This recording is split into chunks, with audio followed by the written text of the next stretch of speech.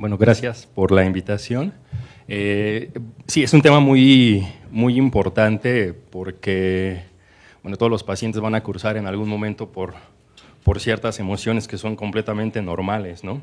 Recuerden ustedes cuándo fue la última vez que se sintieron enojados, o cuándo fue la última vez que se sintieron tristes, o cuándo fue la última vez que se sintieron contentos. Recuerden la causa por la que sintieron estas emociones. Son emociones finalmente inherentes a las personas, ¿no? Las emociones van a estar ahí siempre. Y una de las partes para mí más importantes de esta plática es precisamente entender el valor de las emociones para que ustedes como profesionales de la salud puedan comprender la experiencia de la validación emocional, o sea, la experiencia, digamos, de la validación de lo que el paciente está viviendo, de lo que los pacientes están viviendo, y al mismo tiempo la emoción que esto está generando, ¿no? Porque así como nos podemos enojar porque nos tocó, no sé, una fila muy larga en el banco, o porque nos tocó mucho tránsito para llegar aquí, también nosotros necesitamos entender que los pacientes tienen algunos otros problemas que van a generar ciertas molestias, ¿no? Y sobre eso va esta plática. Entonces, bueno, aquí podemos ver que son, como mencionaba, las emociones un componente inherente a las personas y que tienen una función, tienen una intención y están asociadas totalmente a componentes cognitivos, o sea, a las cosas que pensamos y que van a tener una repercusión directa en lo que hacemos.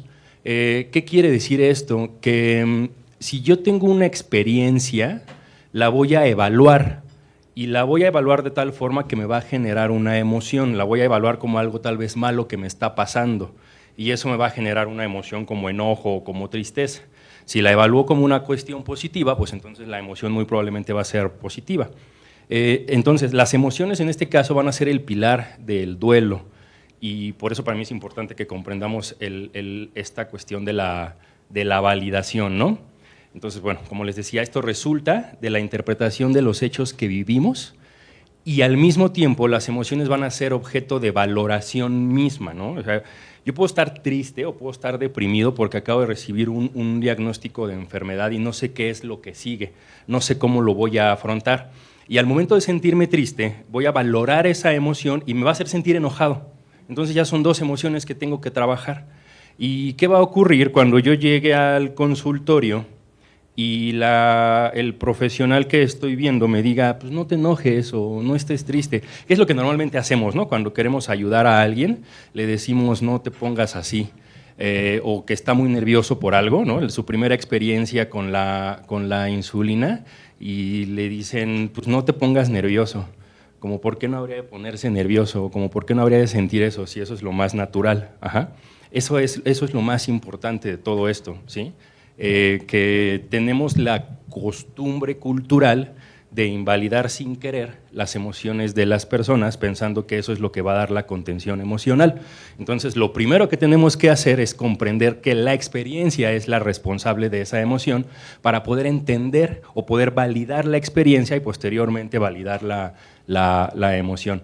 Eso no quiere decir que nos vamos a quedar con bueno, pues sí, le están pasando cosas muy malas y por eso no va a poder hacer las cosas que necesita hacer, ¿no? No, el entender que está viviendo ciertas situaciones es lo que nos va a ayudar precisamente a guiarlo hacia ese camino que tenga que recorrer, ¿no? Entonces, bueno, como mencioné hace un momento, todo esto al final va a repercutir de forma importante en las conductas, porque, por ejemplo, si estoy muy ansioso, pues me puede dar por comer cuando siento mucha ansiedad, ¿no?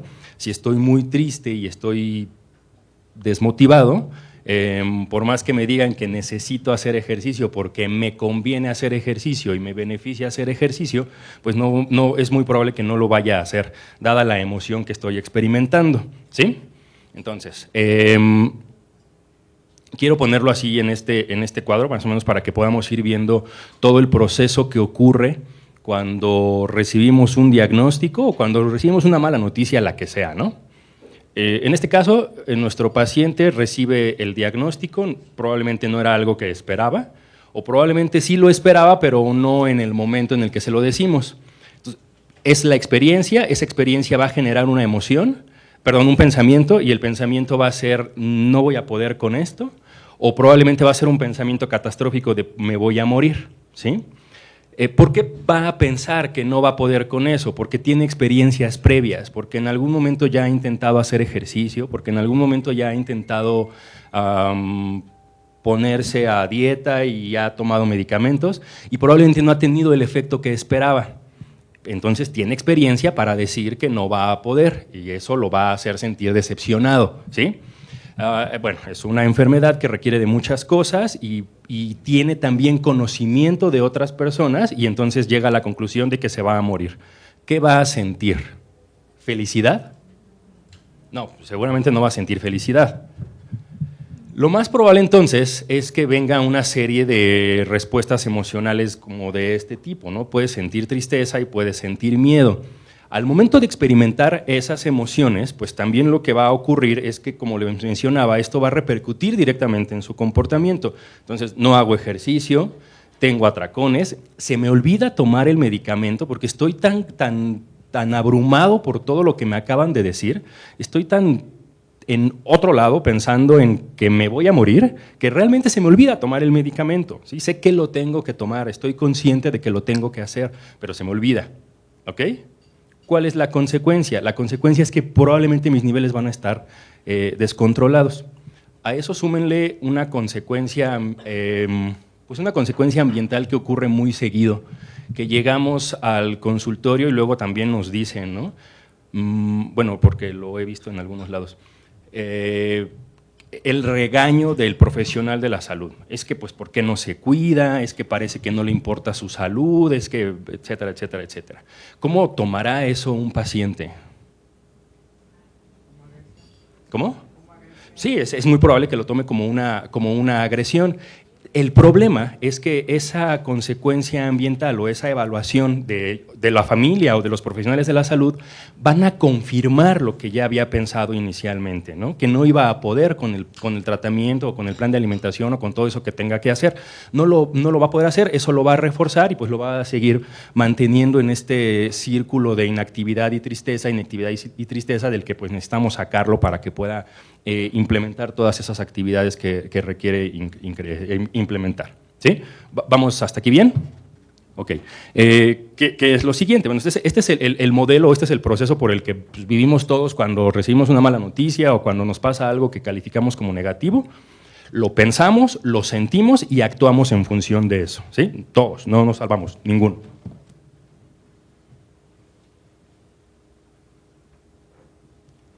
Ahora, ¿por qué ocurre el duelo como tal? ¿Qué pasa? ¿Qué es o por qué se da? Es un proceso finalmente, ¿no? Es un estado de adaptación emocional. Es un estado que ocurre ante una pérdida y la pérdida puede ser de cualquier tipo. Puede ser la pérdida de un ser querido, puede ser la pérdida de un trabajo, puede ser de una relación romántica, puede ser incluso de algo material, o puede ser, en este caso, como sería la pérdida de la salud, o la pérdida de una parte importante de la salud, ¿no? Porque no es una pérdida total, es una pérdida, finalmente es una pérdida parcial. Pero experimentamos este proceso de adaptación emocional prácticamente ante cualquier tipo de pérdida. Seguramente han escuchado mucho sobre esas etapas de duelo y saben que no necesariamente tiene que vivirse de forma lineal, no necesariamente tienen que pasar todas las etapas, pero creo que sí es importante que sepan cómo identificar en qué etapa está cada paciente para que sepan qué decirle en el momento en el que ustedes identifiquen que está enojado o en el momento en el que identifiquen que está triste. En mi experiencia, a la mayoría de las personas les cuesta más trabajo manejar a un paciente enojado que a un paciente triste. ¿Por qué? Pues porque cuando está triste es como cuando le dicen, no, pues no te enojes, todo va a salir bien y tratan de dar como que cierta contención. Pero a la mayoría de las personas les molesta mucho, les incomoda mucho el enojo de las personas. No es tan fácil entender un enojo. Y a veces el enojo de alguien pues, también enoja. ¿Sí? Porque pues nadie nos enseña a tener una buena relación con nuestras emociones. Entonces, bueno, pues por eso hay que ser compasivos en ese sentido. Entonces, bueno, se vive como un evento vital estresante. Como tal, el duelo es un evento estresante, ¿sí? Es cambiante y es único. ¿Qué quiere decir que es único? Que es algo que ocurre en cada paciente de forma diferente y lo va a expresar de forma diferente. Pero dentro de todo es algo normal. Vivir un duelo es lo más natural, como estornudar o como lo que quieran, que es completamente natural vivir un duelo, ¿sí? Entonces, bueno, quiero describir las etapas y qué es lo que podemos hacer para pues, que podamos ir favoreciendo el cambio conductual. Finalmente, el tema el título de la plática es el duelo como un obstáculo en el tratamiento, ¿no? En el apego. Pues la idea es que el duelo no sea un obstáculo en el tratamiento o en el seguimiento de las instrucciones o en el apego de tratamiento, ¿no? La negación ustedes lo han visto de esta forma, como no, pues no, ¿cómo crees que a mí? No puede ser cierto. O por ejemplo, cuando se muere alguien, decimos, no, en serio, pero pues es que si lo vi apenas hace X tiempo, o acabamos de hablar, o se veía muy bien, estaba muy sano, etc. O sea, son cuestiones que nos cuesta trabajo asimilar. Lo primero que necesitamos decirle a una persona que está en negación es justo eso, que a cada uno nos toma cierto tiempo asimilar las cosas, y en especial aquellas cosas que no entendemos por qué pasan o que no sabemos cómo manejar, ¿sí?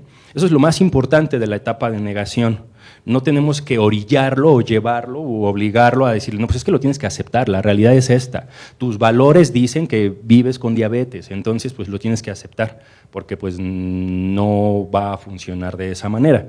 ¿Sí? La empatía o traducida a compasión, como se los había mencionado hace un momento, se define en ese sentido, en el hecho de poderle expresar que yo sé que lo que estás viviendo te está generando una emoción y es completamente válida, ¿sí? Aunque en mi caso tal vez no haya funcionado así, yo entiendo que tu vivencia es de esa forma y es completamente válido, ¿no? Insisto, eso no va a ser el obstáculo para que no se hagan las cosas que se tienen que hacer. Pero bueno, pues es lo que finalmente vamos a estar viendo. Otras cosas que ocurren mucho aquí es que se buscan otras opiniones, se cree, por ejemplo, que hay un error en el diagnóstico y podemos pasar mucho tiempo en esta etapa de negación porque es difícil afrontar una realidad que requiere de mucho de nuestro esfuerzo y que pues simplemente no nos gusta. ¿Sí? O sea, es una pérdida, decíamos que es una pérdida y entonces no es tan fácil aceptar una pérdida, ¿no? Pueden tal vez ustedes ponerse en ese lugar. ¿Cuándo fue la última vez que tuvieron una pérdida importante de cualquier tipo, ¿no? Puede ser realmente de una persona, de un ser querido, o alguna pérdida material, ¿no? ¿Qué sintieron? ¿Lo asimilaron de forma inmediata? ¿O les costó cierto tiempo entender que algo ya no estaba, ¿no? Eso es lo que implica el tener que asimilar que algo ya no está, ¿ok? Entonces, otro punto importante de la negación es que es una defensa temporal que utilizamos las personas. ¿Por qué? Porque en el momento no tenemos los recursos psicológicos para poder afrontar. Entonces, bueno, yo mientras no lo vea, pues es como si no existiera, ¿sí? Muchas personas decidimos, por ejemplo, no ir al médico, porque si voy al médico, ¿qué va a pasar? Pues me va a decir que tengo algo. Y si me dice que tengo algo, entonces voy a tener que afrontarlo, y no estoy listo para afrontarlo, ¿de acuerdo? Entonces, esa es parte de la negación. Otro punto también para mí, como profesional de la salud mental, muy importante, que me gustaría que se llevaran en cuanto a la negación, es que la falta de apego no necesariamente quiere decir que están en negación. Si una persona no hace ejercicio, no se toma los medicamentos, no sigue su plan de alimentación, no hace el monitoreo, lo que sea, no quiere decir que esté en negación, no quiere decir que que no acepte su realidad, por decirlo de una forma. Lo que más bien hemos visto, o lo que está muy bien descrito en la literatura, es que son tantas las cosas que generan demasiado distrés psicológico y eso es lo que imposibilita la conducta. ¿Por qué? Porque los pacientes están completamente conscientes de que viven con una enfermedad, ¿sí? O sea, saben cuál es su realidad, pero el hecho de saber qué es lo que tengo que hacer no me pone en las condiciones para conductualmente emitir, acciones concretas. Entonces, me abruman tanto las cosas que estoy viviendo que lo que hago es evitar. La evitación también es una forma de afrontar. No es la mejor forma de afrontar, evidentemente, pero la evitación sirve para algo. La evitación es el pilar de la negación, ¿sí? La evitación no necesariamente es algo malo. O sea, la evitación es un comportamiento que está ahí y eventualmente se hace se acrecenta y entonces se vuelve desadaptativo. Todos evitamos en algún momento. Si aquí de repente empezara a hacer muchísimo calor, probablemente alguien se saldría. ¿Por qué? Porque trataría de evitar ese estímulo que es aversivo. Si hay una fiesta en donde está alguien que me cae mal, pues digo, pues no quiero ir porque está esa persona que me cae mal, entonces trato de evitar el estímulo aversivo. Entonces, aquella persona que no hace las cosas no necesariamente está en negación, está tratando de evitar algo que le genera aversión. ¿Ok? Porque probablemente no lo domina, porque probablemente no lo entiende. Y es ahí donde entra el papel de los educadores en diabetes, es ahí donde entra el papel, o sea, es el papel de los profesionales de la salud. Otra cosa, además, otro aspecto importante de la negación es la ambivalencia. La ambivalencia también es algo completamente natural. Cuando yo decía que los pacientes están totalmente convencidos de cuál es su realidad, me refería precisamente a esa ambivalencia. Yo sé que tengo que hacerlo, pero no puedo hacerlo. A mí me encantaría salir todos los días a hacer ejercicio, pero hay algo que pues, no me deja hacerlo. O, en otros casos, por ejemplo, yo sé que tengo que comer de una forma muy saludable, pero me refuerza demasiado, o sea, me resulta muchísimo más gratificante comer de otra forma. Eso es una ambivalencia no resuelta. Lo que buscamos es resolver esa ambivalencia para poder salir de esa negación, ¿de acuerdo? Entonces no los vamos a decir, esta negación, tienes que aceptarlo, no. Entendemos que a cada persona le toma cierto tiempo aceptar o asimilar las situaciones que no nos gustan, en las que no nos gustaría vernos, pero bueno, pues hay que implementar ciertas cosas, ¿no? Entiendo también que pueda ser algo que te está generando mucho estrés, que requiere demasiado de tus recursos y pues por eso parece ser que es algo que no puedes resolver, ¿no? Pero bueno, pues aquí están las herramientas para que se pueda ir facilitando todo ese cambio. ¿Ok? ¿Sí? ¿Vamos bien aquí con la negación? Ahora, el enojo. Les decía que el enojo es una emoción muy... Es una emoción muy compleja porque socialmente es muy... Pues a la gente, la mayoría de las personas no les gusta el enojo, ¿no? O sea, está mal enojarse. Muchas personas creen que está mal enojarse por algo. Y pues la verdad es que también enojarse tiene una función adaptativa, ¿sí? La idea es dar un mensaje. El problema nunca va a ser la emoción. El problema nunca va a ser sentir una emoción. Realmente el problema que podemos llegar a tener en algún momento es cómo expresamos la emoción. ¿Por qué? Porque la podemos sobreexpresar o la podemos inhibir completamente, y eso no sería natural, ninguno de los dos escenarios sería lo natural. Un enojo sobreexpresado, pues sería, pues, si me enojé, pues que agarre la silla y la aviente encima de alguien, ¿no? Eso sería un enojo sobreexpresado. Y un enojo completamente reprimido, pues es el clásico de, pues me tragué mi coraje y ya no dije nada y pues abusaron de mí, ¿sí? Entonces, también es una emoción completamente natural. ¿Qué hay aquí en este espacio? Después de esa idea o ese discurso de no puede ser, no creo que sea cierto, la pregunta que surge es, bueno, ok, sí me está pasando, pero ¿por qué a mí? ¿Por qué tiene que estarme pasando a mí en este momento, ¿no? Me estoy enfermando en el peor momento de mi vida, cuando pues realmente no hay un momento adecuado para enfermarse, ¿no? Eso es algo cierto, pero es parte del discurso que muchas veces pueden tener las personas. Se experimenta mucha ira, rabia, envidia y resentimiento. ¿Por qué envidia y resentimiento? Pues precisamente porque estamos buscando un culpable, ¿sí? Yo no me quiero hacer responsable de lo que estoy viviendo porque eso me hace sentir todavía peor. ¿Se acuerdan que la emoción al mismo tiempo se valora, o sea, es objeto de valoración cognitiva? Entonces, si estoy enojado, estoy pensando que estoy enojado porque pues, es mi culpa. Entonces, voy a tratar de buscar a alguien a quien echarle la culpa para sentirme menos culpable y al mismo tiempo menos enojado, ¿no? Esa es mi forma, esa es mi estrategia para regular mis emociones. Entonces, estoy enojado y digo, ¿por qué me pasó a mí? ¿Por qué no le pasó a mi primo que toma coca todos los días? Entonces estoy muy molesto por eso, ¿sí? Y buscamos a quien sea. Es que es mi esposa porque cocina con mucha grasa, ¿no? Mi mamá porque siempre me mandaba un Boeing en la primaria. O sea, siempre vamos a encontrar a quién echarle la culpa, ¿sí? Otro punto que hace difícil manejar a un paciente que está enojado es precisamente esto, que hay quejas constantes por todo y por todos. O sea, todo el tiempo estamos escuchando la queja y la queja y la queja. Es que no me gusta el ejercicio, es que no me gusta comer esas cosas, es que pues ahí como me quieren comer, me quieren traer comiendo puro pasto, etcétera, ¿no? O sea, hay cuestiones que los pacientes están enojados, tienen todo el derecho a estar realmente enojados. ¿O ustedes nunca se han enojado? Supongo que sí, ¿no?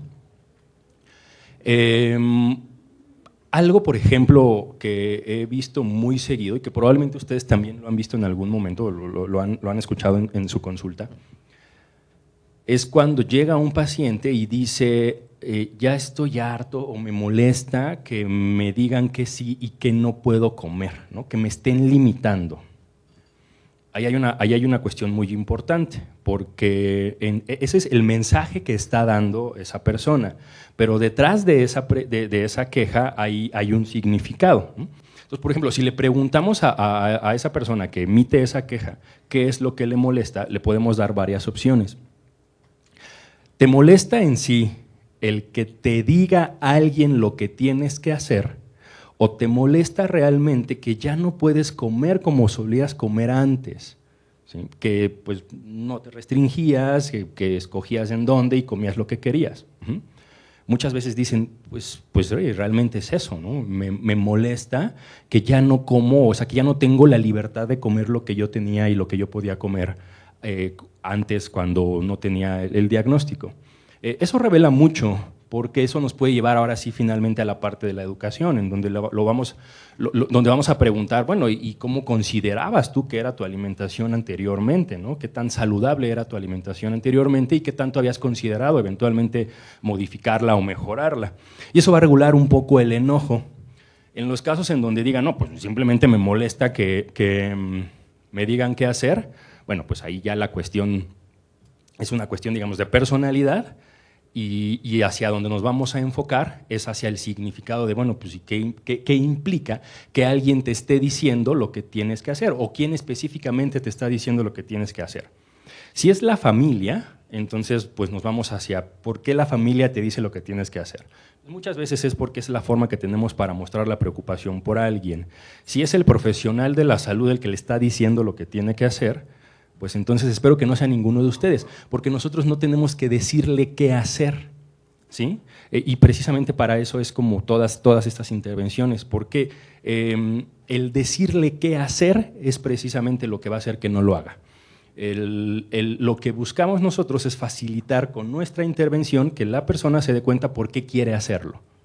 No es lo mismo que yo le diga, ponte a hacer ejercicio porque el ejercicio te va a beneficiar y te vas a sentir mejor, a que yo le pregunte, ¿y usted por qué razón cree que le convendría hacer ejercicio? O sea, ¿qué beneficio traería a su vida ponerse a hacer ejercicio? Son preguntas totalmente diferentes, o sea, son planteamientos totalmente diferentes, ¿sí? Y en especial cuando es una conducta que yo no le veo mucho chiste, que no me gusta o que no me han inculcado, por ejemplo, en mi familia, ¿no? Si en mi familia nunca nadie hacía ejercicio y en mi familia nunca comían verduras, pues obviamente no voy a tener ese hábito. No lo hago no porque no quiera, sino pues no lo hago simplemente porque no es algo a lo que yo esté acostumbrado a hacer. Y si alguien llega y me dice que lo tengo que hacer, pues no tiene sentido. Pero si me preguntan, ¿y tú qué ganas haciéndolo? Pues es algo completamente diferente, porque entonces lo voy a plantear en mi contexto y en el beneficio que creo que me puede traer a mí personalmente, ¿sí? Hacia allá más o menos tendríamos que irnos. ¿Sí están de acuerdo o no?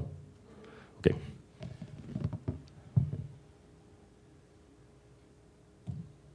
Este es el ejemplo que les ponía, ¿no? ¿Qué implica que me digan o que me estén obligando a hacer algo?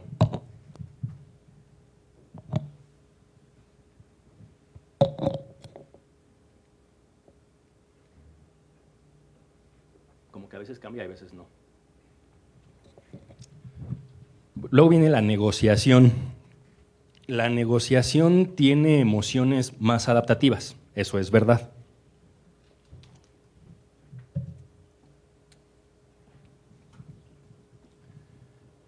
También es una etapa importante porque ya nos habla de más conciencia de enfermedad y de más intención conductual. O sea, ya estoy más dispuesto a hacer cosas, pero no necesariamente quiere decir que las voy a hacer y que ya estoy totalmente convencido de por qué quiero hacerlas, ¿sí? Pero nos habla de que hay intención al menos. Hay emociones más adaptativas que las etapas anteriores, ya no, puede ser que ya no haya realmente tanto enojo, que no haya esa frustración. Podríamos plantearlo en términos de, bueno, no me gusta lo que estoy haciendo, no me gusta lo que estoy viviendo, no quiero esta realidad que me toca vivir, pero bueno, pues me voy a tomar el medicamento, pues no vaya a ser, ¿no? O me voy a poner a hacer ciertas cosas, le voy a bajar al pan, o ya no voy a tomar refresco, voy a hacer algunos cambios, pues, pero no me gusta tener que hacerlo, ¿no? Algo así más o menos es lo que veríamos en la negociación. Algunos aspectos importantes, por ejemplo, en este caso, es esto, ¿no? Deme chance, doc, pues me aplico con la dieta y no me deje la insulina o no me suba la dosis, yo creo que puedo hacer más ejercicio y si como mejor, pues yo creo que puedo mejorar y etcétera. Entonces, están tratando, poniéndolo en el contexto de diabetes, pues están tratando de negociar o con la familia o con el profesional de la salud, ¿no? Si lo ponemos en un contexto ya más o menos en donde se describía por primera vez la etapa de negociación, pues era una etapa terminal en donde pues yo estaba tratando de negociar con Dios o déjame hacer algo antes de morirme, ¿no? En sí esa es la base de la negociación, el que yo pueda hacer cosas antes de asumir como tal una realidad a la que todavía pues, no estoy totalmente preparado, ¿no? Entonces también la negociación es una parte muy importante de estas etapas de duelo. Como les decía, no siempre se tienen que experimentar todas. Probablemente las personas no se enojaron, probablemente las personas no estuvieron en negación e incluso dicen, no, pues yo ya me lo esperaba. Entonces cuando me dieron la noticia, pues dije, bueno, pues ya sabía. Pero automáticamente empiezan a negociar. Yo ya sabía que me iba a pasar esto, pero todavía quiero ver qué tanto tiempo puedo esperar para que me manden un medicamento, ¿no? ¿Qué tanto tiempo puedo esperar para tener que hacer cambios de por vida? ¿Sí? Una cuestión aquí importante es precisamente la carga emocional o el significado, digamos, social que puede tener una enfermedad en la vida de las personas o en la vida de cualquiera de nosotros. Es esta idea de decir, tengo que hacer cambios porque vivo con diabetes, ¿no? Tengo que hacer cambios a partir de una enfermedad. Entonces, si le preguntamos a una persona, ok, bueno, vamos a tratar de quitar este elemento, ¿habría en tu contexto, habría en tu realidad una razón por la que tú modificarías aspectos en tu vida? Que no fuera, vamos, evidentemente que no fuera por el hecho de que vives con diabetes, ¿tendrías otra razón para modificar tus hábitos? La mayoría de las personas la tienen, pero no la habían contemplado. Pero eso podemos explorar para quitar ese peso de es que estoy obligado a hacerlo porque tengo una enfermedad. Cambiar el foco de atención, ¿sí? Entonces, ¿por qué otra razón tú podrías tomar la decisión de modificar o de comer mejor o de ponerte más activo, de hacer lo que sea que tengas que hacer, que no sea por esa razón que te molesta tanto, ¿no? o que te está dando tanta lata asimilar? Insisto, la mayoría de las personas tienen una razón. ¿Y por qué nos ayuda a preguntarlo y por qué nos ayuda a entenderlo? Porque pues eso es lo que queremos. O sea, si yo le digo al paciente, hazlo porque te conviene, yo no sé si realmente le conviene, o sea, yo no sé cuáles son sus beneficios, yo no conozco su contexto, pero esa persona sí, esa persona es completamente experta en su contexto, ¿sí?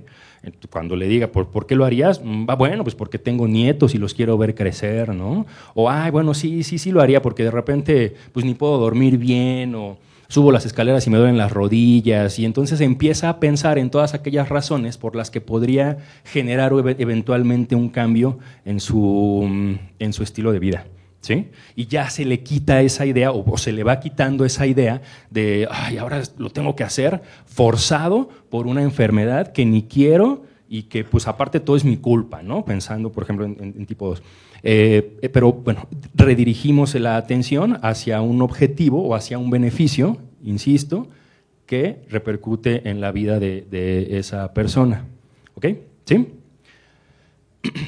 La base de la negociación es esto: si yo hago, entonces puede pasar.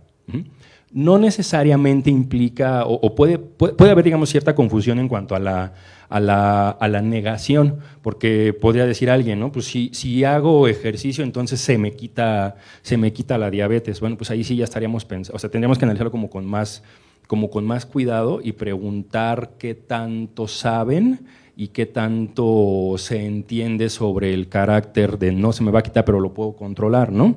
Pero bueno, eso es parte de la negociación, el tratar de hacer cosas antes de aquello que todavía no estoy dispuesto, todavía no estoy preparado para asumir. Y bueno, y aquí vamos a encontrar también muchas promesas y muchos compromisos. El paciente en negociación es el que usualmente dice: ya le prometo que para la próxima visita voy a estar mejor. Me comprometo a hacer cosas que sé que no voy a hacer internamente, ¿no? Por eso yo sé que toda la vida he pasado mi vida sentado, pero me siento en teoría motivado. No, pues te prometo que para el próximo mes ya estoy haciendo 1 hora de caminata o estoy corriendo 1 hora. No lo voy a lograr, es una meta muy poco realista. Eso es parte de la negociación, el tratar de hacer esas promesas y esos compromisos que no están totalmente apegados a la realidad. ¿Sí? ¿Sí? ¿Vamos bien? Ok. El siguiente punto tiene que ver con…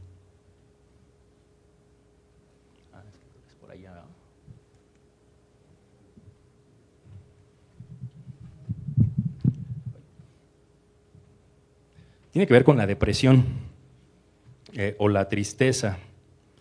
El punto más importante de la depresión es que se experimenta cuando se asimila como tal la pérdida. Una persona que no ha entendido o no ha asimilado una pérdida, pues estrictamente no se puede deprimir. Entonces, si ocurre esta etapa, si la persona está triste o si la persona está deprimida, es porque ya entendió que algo no está o que algo falta, ¿sí?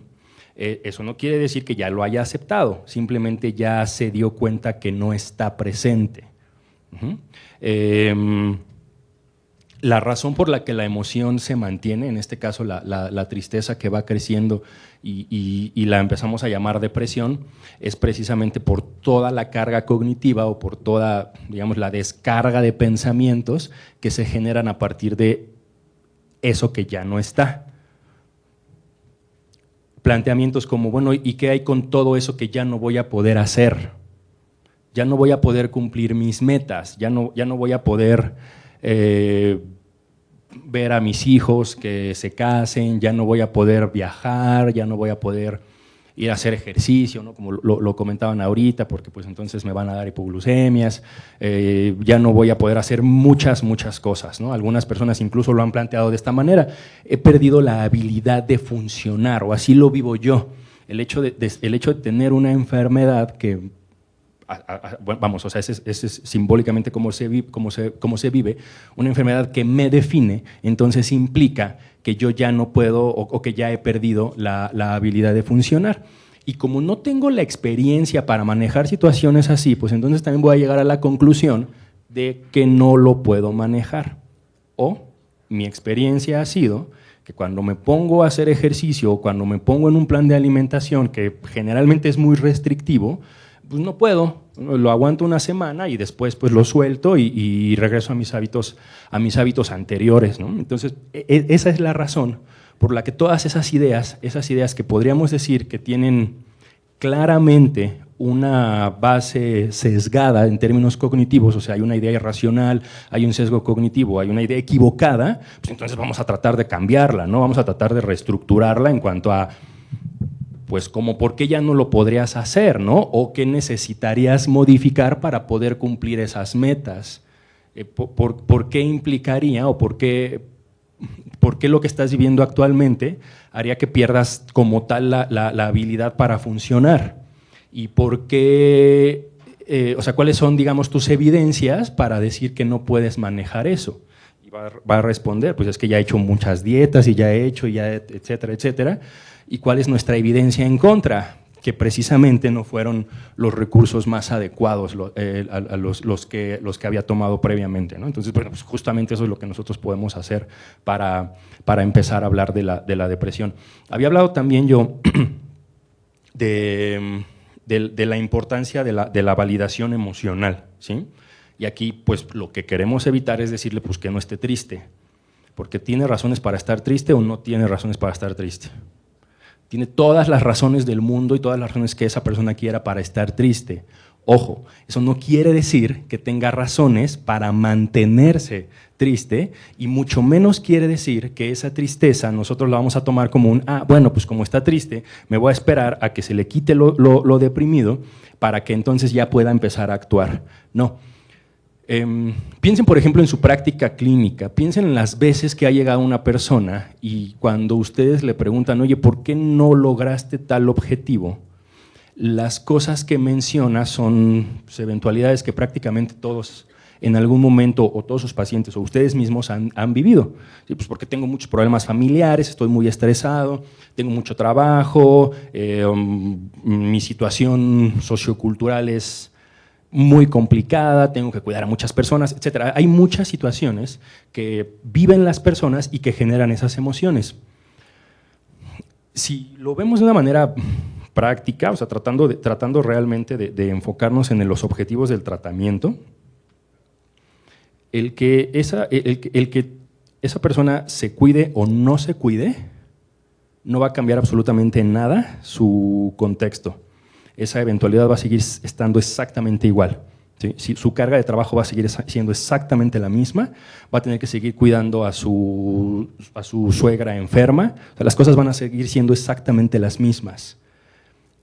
Esto es, cuando no podemos cambiar el estímulo, lo que hacemos es cambiar la apreciación que tenemos sobre ese estímulo. ¿Sí? Llevarlos a esto es entender que o sea, yo sé que ahí hay situaciones en tu vida que te están imposibilitando actuar, pero realmente, y es válido que lo vivas y es válido lo que sientes. Entonces ahí es cuando somos nosotros compasivos y validamos la experiencia y la emoción. Pero realmente el hecho de que no comas o no te tomas el medicamento o que no te estés monitoreando, no va a modificar el contexto. O sea, eso se va a quedar igual.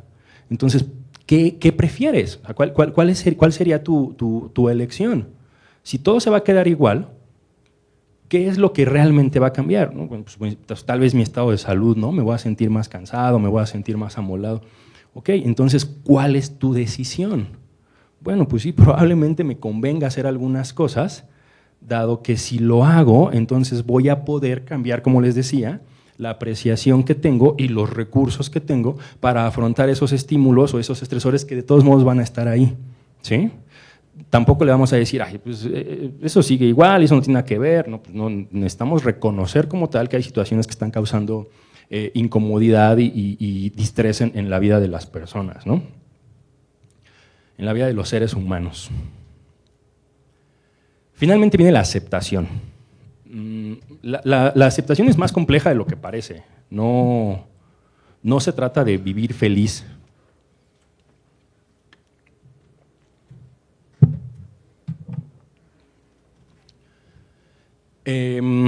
O sea, la definición como tal de la aceptación la podemos entender en cuanto a ajustarme a la realidad que estoy viviendo sin que me represente una molestia adicional.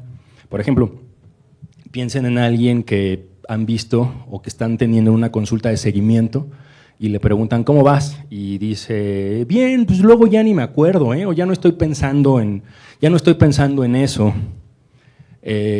Igual y se espantan, ¿no? Dice, ¿cómo crees que no te acuerdas o cómo crees que no estás pensando en eso? Bueno, pues le preguntan, ¿a qué te refieres? ¿O te refieres a que todo lo que implica el cuidado ya no te genera el distrés que te generaba antes, o sea, la preocupación y el malestar que te generaba antes y ya pues prácticamente lo haces automáticamente?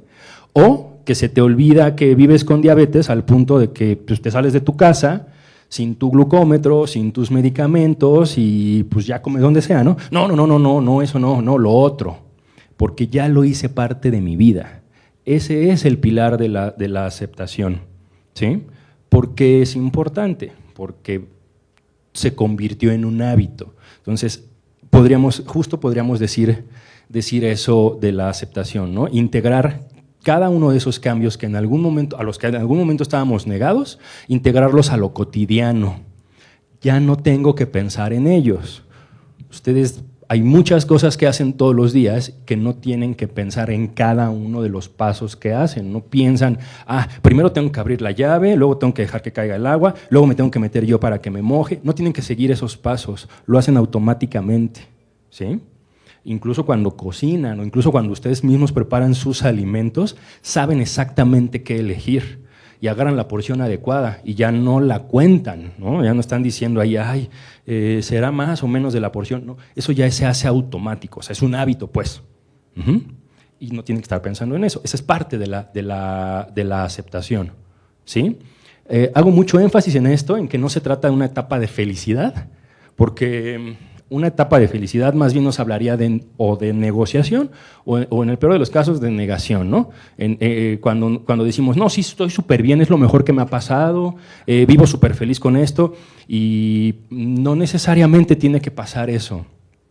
Tampoco tiene que estar diciendo que es lo peor que le ha pasado en toda la vida, ¿no? Simplemente es el hecho de que haya logrado integrar a lo cotidiano cada uno de los hábitos que requería desde el principio integrar a lo cotidiano, ¿sí? Otro punto es que tampoco tiene necesariamente que ver con que estén resignados. La aceptación no es resignación, no es decir, pues bueno, sí, pues no me queda de otra, pues estoy bien, ¿no? Lo hago y todo, pero no me queda de otra. ¿Por qué es importante estar al pendiente de esa resignación? Porque no es sí implica cambios conductuales, pero no implica un cambio cognitivo, ¿sí? No implica que esté convencido de que lo que estoy haciendo lo voy a seguir haciendo porque me representa un beneficio. Lo estoy haciendo porque lo tengo que hacer y en algún momento va a desaparecer la presión que me lleva a hacer esas cosas. Y cuando desaparezca esa presión, ¿qué va a pasar con el cambio conductual? Pues se va a desaparecer también. Y va a haber una recaída.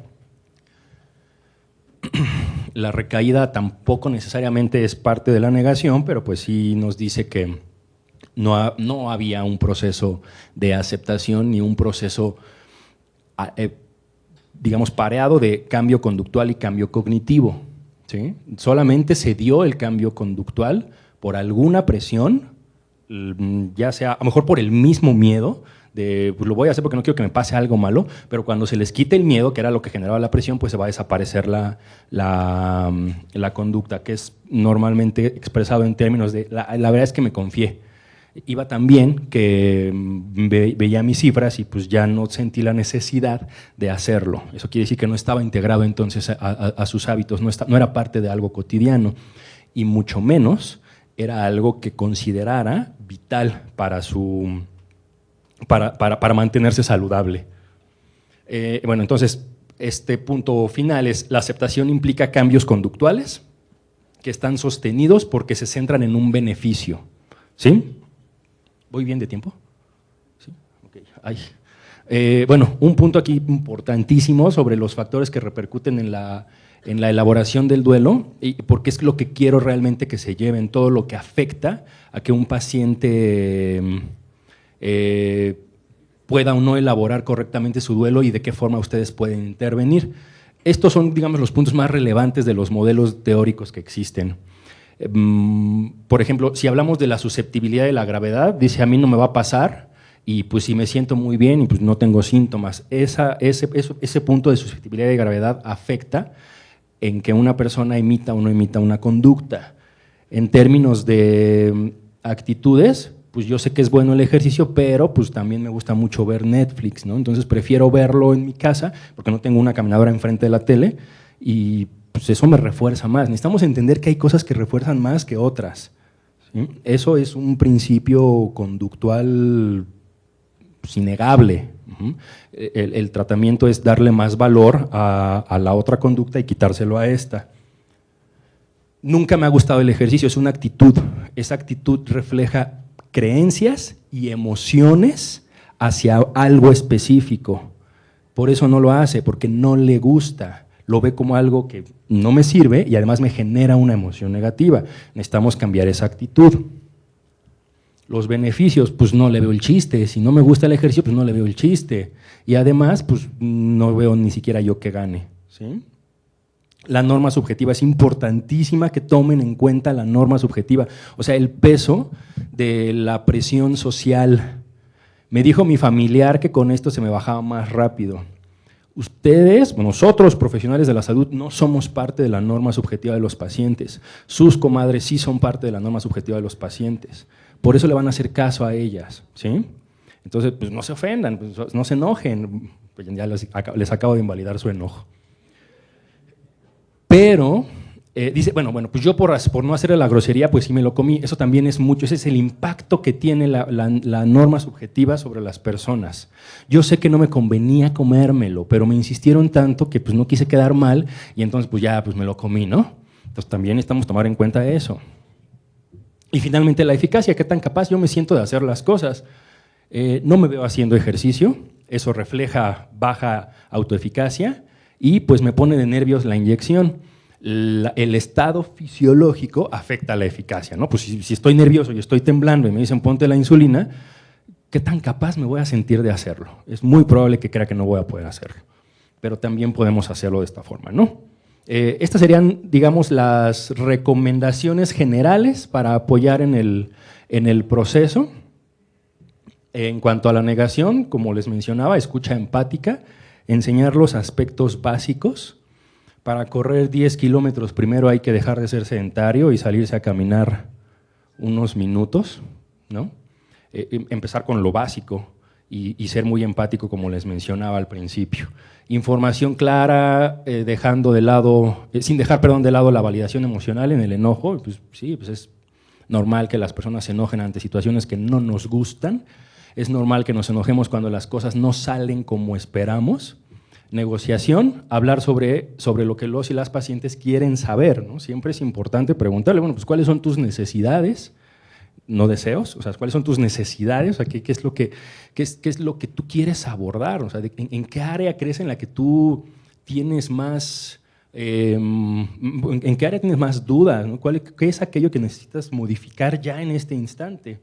La depresión, bueno, aquí sí necesitamos mucho el apoyo de salud mental, pero algo que podemos hacer es la activación conductual, porque como les mencionaba, ¿no? Pues una persona cuando se deprime evita, y la evitación sería lo contrario de la activación conductual, y la activación conductual en sí es poner a hacer a las personas cosas, pero no cualquier cosa, sino cosas que les gusten, cosas que disfruten o que en algún momento disfrutaron.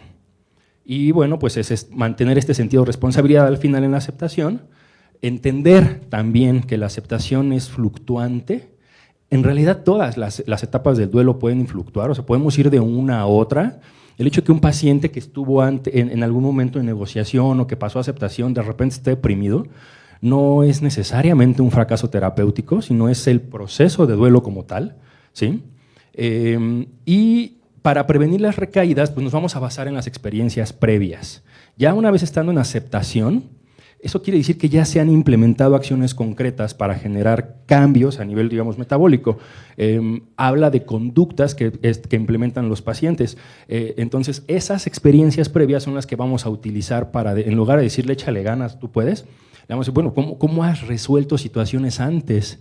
¿Qué has hecho antes, por ejemplo, cuando te salías a hacer ejercicio? ¿O qué has hecho, por ejemplo, cuando antes tenías mucho trabajo y ya no te daba tiempo de salir a comer o de llevarte una colación? Su experiencia es lo que nos va a ayudar a prevenir una recaída, ¿sí? ¿Ya se me acabó el tiempo? ¿No? ¿Sí, ya se me acabó? Ok, gracias. Bueno, algunas herramientas para abordar esto que les decía. Estas son preguntas como las que les decía que podían hacer, ¿sí? En cuanto a la escucha y a la empatía, ¿qué aspectos le preocupan de su salud?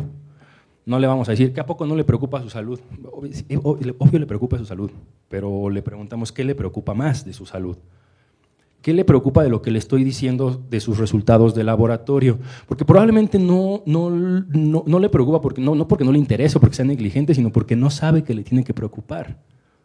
¿Cuánto tiempo hemos ido precisamente en contra del enfoque glucocéntrico? Y pues dice, pues nada, pues mi glucosa está bien, pero no ha visto los triglicéridos y el colesterol también que están bien elevados, ¿no? Entonces, pues, ¿qué le preocupa aquí? ¿Qué necesita saber? ¿Qué necesita arreglar? ¿Cómo afecta el sobrepeso en su vida? Entonces ahí estamos entrando, ¿no? No le vamos a decir, oiga, pues es que el sobrepeso está mal y pues tiene que modificarlo. No. ¿Cómo le ha afectado eso? Y vamos a saber si eso tiene alguna repercusión en su vida, y si no la tiene, entonces vamos a entender por qué no lo ha modificado, ¿sí? Y si dice, no, pues en nada, ¿y cómo podría repercutir en un futuro si seguimos sobre esta línea? Y la última, bueno, pues cómo podría mejorar eso ya implica una acción concreta inmediata. Un establecimiento de metas a corto plazo es algo que puedes empezar a hacer en este momento, y que apunta a una meta a muy, muy, muy largo plazo. ¿Qué es algo que puedes hacer? ¿Cómo podrías mejorar en esto? Pues podría empezar a tomarme el medicamento. Ándale, pues ahí está. Ya tú decidiste una acción concreta, y entonces pues con esa nos vamos a ir, ¿sí? Bueno, otro tipo de preguntas, ¿no? ¿Qué está pensando? Insisto, tratando de ser muy empático, comprender que tiene una emoción y que nosotros la entendemos y que no le vamos, o sea, que sabemos que es parte de lo que está viviendo. Esto es para las metas, lo que les decía hace ratito. Que sean específicas, que sean medibles, que sean alcanzables, que sean relevantes y que estén definidas en cuanto al tiempo. Como les mencioné hace un momento, una persona podría decir muy motivada, yo quiero hacer 60 minutos de caminata, o quiero irme a trotar 60 minutos, pero nunca en la vida siquiera he salido a caminar. No es una meta realista. Quiero comer menos, no es una meta que esté definida, ¿sí? Quiero bajar 20 kilos, tampoco es una meta realista si lo dice que lo quiere hacer en una semana. Entonces, eso es algo que necesitamos especificar.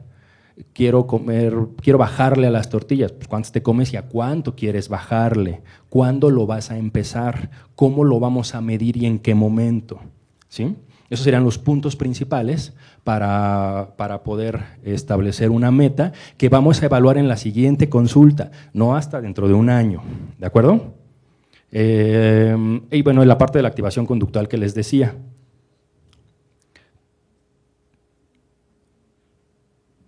Una persona deprimida se ve así porque no hace nada.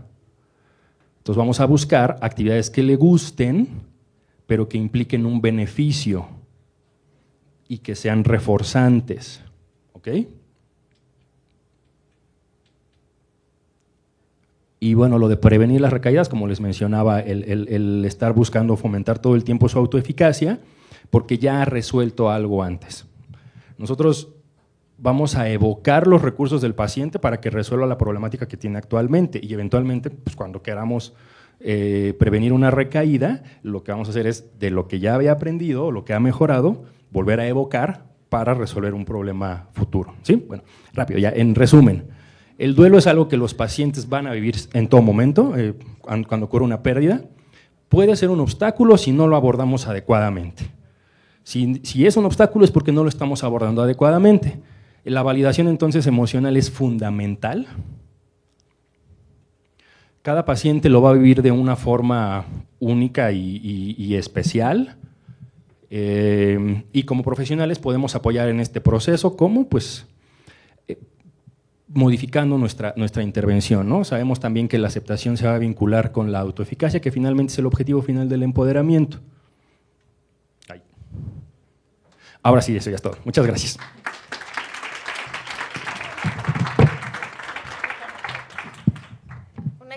Excelente exposición, y pues por supuesto, como personas que vivimos con diabetes, la autoeficacia es efectivamente una de las grandes herramientas.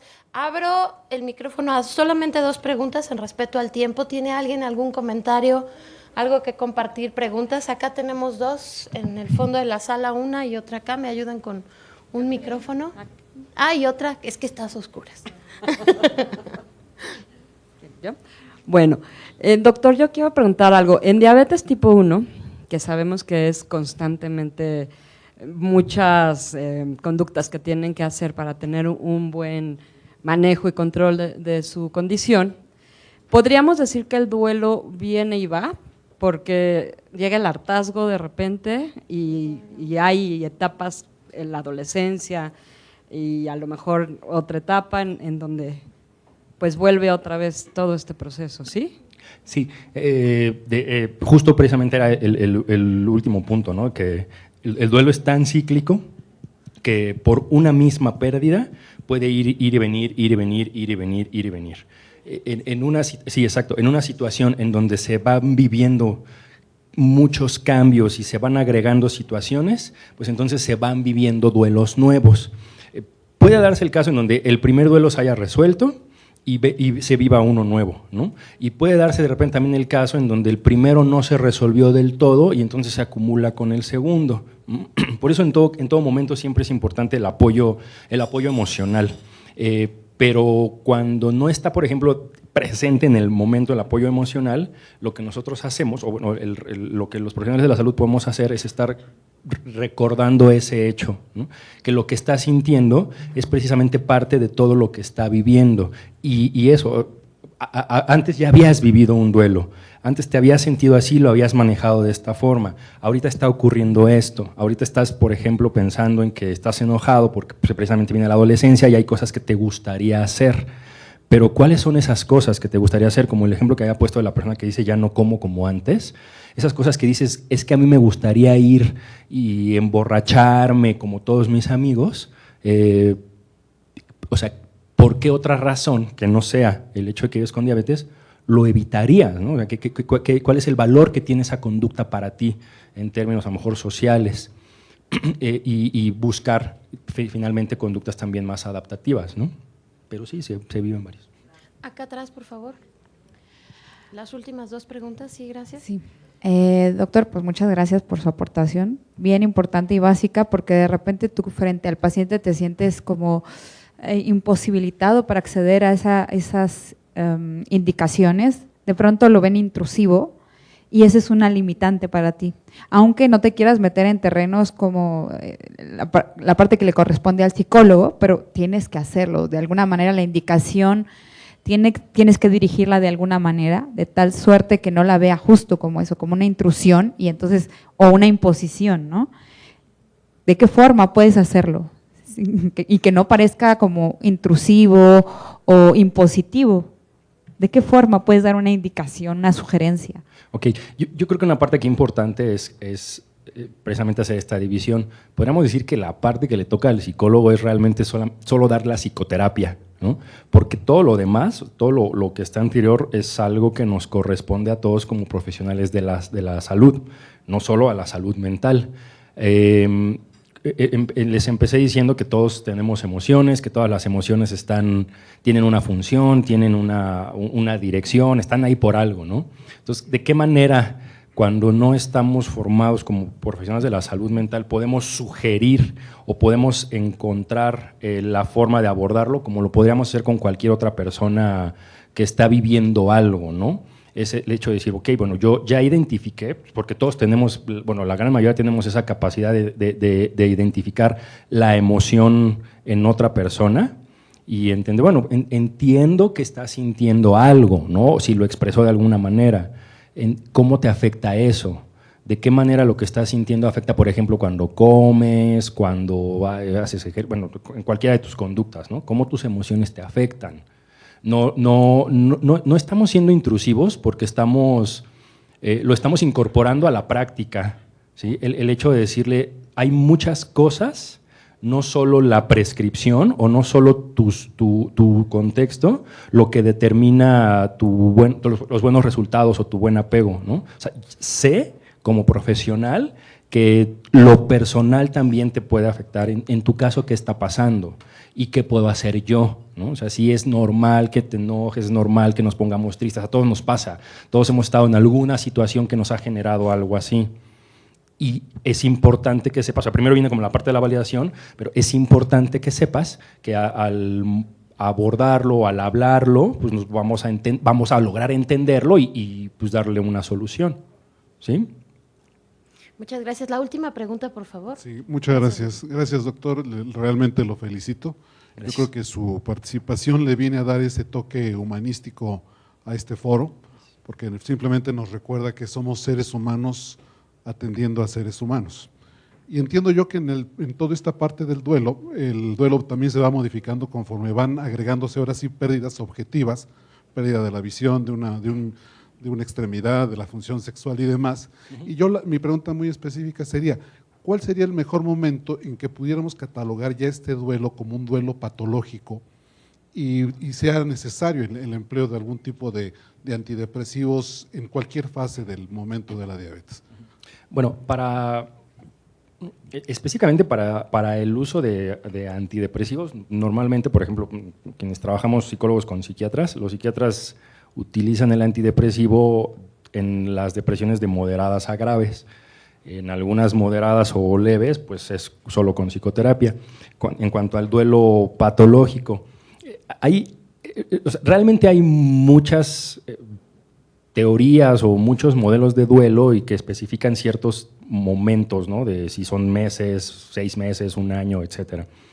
Lo que podemos identificar fácilmente en un duelo patológico es la renuencia a un cambio conductual y los argumentos que ofrece una persona, ya sea porque no tiene la necesidad de hacerlo o porque no le ve el beneficio potencial a hacerlo y porque está cargado de precisamente esas emociones, ¿no? En especial la tristeza, la desmotivación, la frustración incluso, y que ha estado por mucho tiempo. Pero cuando es una sola pérdida, si se han ido acumulando pérdidas y pérdidas y pérdidas y pérdidas, pues no estaríamos diciendo que es un duelo patológico, sino que más bien es un duelo agregado al otro y a otro y a otro y a otro y a otro y a otro. Si estamos buscando una prescripción de psicofármaco, entonces eso se mediría en función de la funcionalidad del paciente, porque entonces está dejando de hacer cosas vitales, ¿sí? Eso repercute, por ejemplo, en su alimentación, ¿no? Principalmente. A lo mejor no hace ejercicio, pero vamos, hay muchos pacientes que tampoco están haciendo ejercicio y lo vamos a favorecer, pero está dejando de hacer cosas vitales. A lo mejor ya no sale de su casa, tiene pensamientos muy catastróficos en cuanto a pues no le veo ni siquiera sentido a seguirlo haciendo porque ni siquiera veo la razón para vivir. Ese tipo de discurso es el que nos podría poner en alerta, ¿sí? Pues agradecemos al doctor que nos haya dado esta interesantísima charla, el doctor Héctor Rafael Velázquez, le entregamos su constancia. Doctor, muchas gracias. Por su participación.